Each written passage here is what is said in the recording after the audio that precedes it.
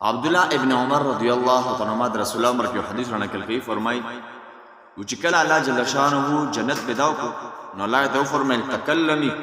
ما سره خبره وکړه نو جنت وویل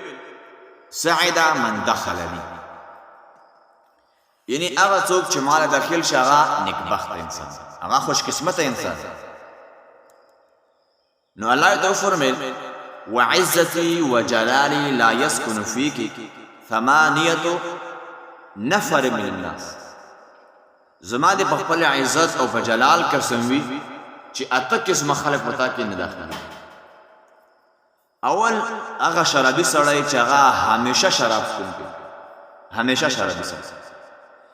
دویم هغه زناکار چې هغه همیشه زناکار سړی همیشه زنا کوونکی سړی نو هغه به هم په جنت کې نه داخلي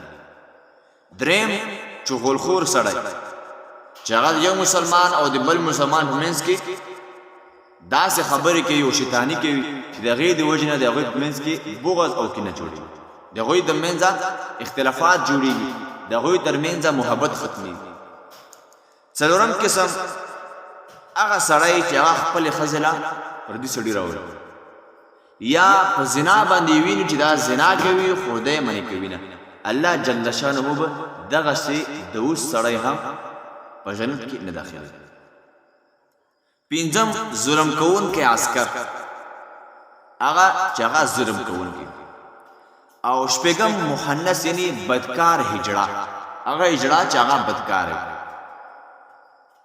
اوم هغه مسلمان چې هغه صله رحمي کټ کوونکی تعلق ختم کوونکی اتم هغه مسلمان دی چې هغه دا خبره وکړي